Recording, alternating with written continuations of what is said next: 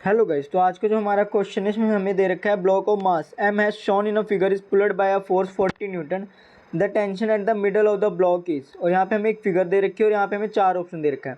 तो गाइस आप फिगर से देख सकते हैं कि ब्लॉक को है ना वो कट कर दिया गया है 2 पार्ट्स में, और जब हमने ब्लॉक को कट कर दिया है तो जो दोनों पार्ट्स हैं उनका जो वॉल्यूम है वो इक्वल है। और हमें पता है कि ब्लॉक को काटने से पहले और कट करने के बाद डेंसिटी जो होगी वो सेम ही रहेगी।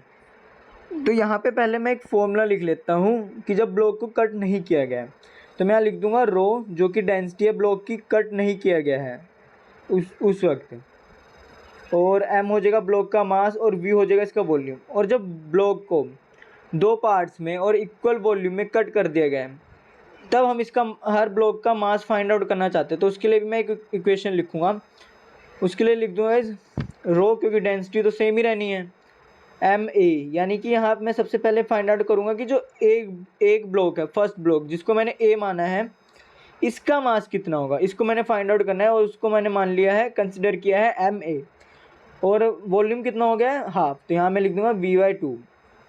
और अब मैं इसको डिवाइड कर दूँगा। तो गाइस क्या होगा कि जो ये V/2 है ये इधर मल्टीप्लाई होगा और रो से रो कट जाएगा। तो गाइस यहाँ पे हम लिख देते हैं 1/1 is equal to mv/v/2 upon में ma। ठीक है, तो आप देख सकते हैं यहाँ v से v कट जाएगा, ma इधर मल्टीप्लाई हो जाएगा। तो यहाँ से आप देख सकते हैं कि जो हमारा ma आ रहा है वो किसके इक्वल आ रहा है, m/2 के इक्वल है। तो गाइस यानी कि जो हमारा a ब्लॉक का जो मास होगा वो इनिशियल का हाफ होगा। इसी तरह जो हमारा b ब्लॉक है इसका भी जो मास होगा वो होगा इनिशियल का हाफ।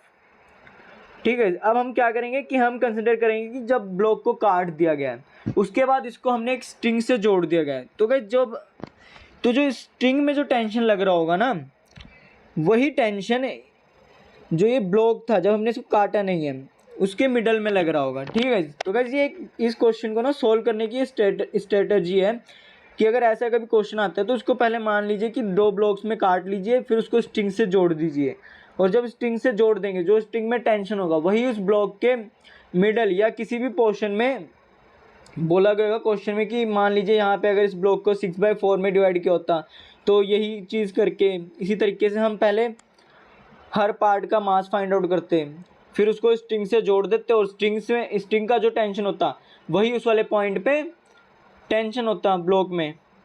तो बस, और यहाँ पे मैंने शो कर दिया कि ये 40 न्यूटन की फोर्स से खींचा जा रहा है। तो हमें पता है कि अब जो ये पूरा सिस्टम होगा वो राइट हैंड साइड मूव करेगा। तो पहले मैं ए ब्लॉक के लिए इक्वेशन लिखूंगा। तो यहाँ आप देख सकते हैं मुझे पता है कि 40 न्यूटन जो होगा वो टी से ज़्यादा होगा, इसीलिए मैंने यहाँ लिख दिया है 40 - t is equal to m2/a। इसको मैंने फर्स्ट इक्वेशन माना है। और अब मैं बी ब्लॉक के लिए इक्वेशन लिखूंगा। तो मुझे पता है कि जो ये स्ट्रिंग में टेंशन है यही इस बी वाले ब्लॉक को खींचेगी, और ये जो टेंशन है वही बी ब्लॉक का एक्सीलरेशन प्रोवाइड करेगी, ये भी हमें पता है। इसीलिए मैंने यहाँ लिख दिया t is equal to m2/a। अब मैं क्या करूँगा, पहले मैं एक्सीलरेशन निकालूंगा। उसके लिए मैं क्या करूँगा कि जो फर्स्ट और सेकंड इक्वेशन है मैं इन दोनों को ऐड कर दूंगा। तो आप देख सकते हैं मैंने यहाँ ऐड कर दिया है इन दोनों इक्वेशन को। तो ये -t से +t कट जाएगा, और m2a + m2a हमारा किसके इक्वल हो जाएगा, ma के इक्वल। और लेफ्ट हैंड साइड हमारा 40 आएगा। यहाँ से जो हमारा एक्सीलरेशन आ रहा है वो आ रहा है 40/m।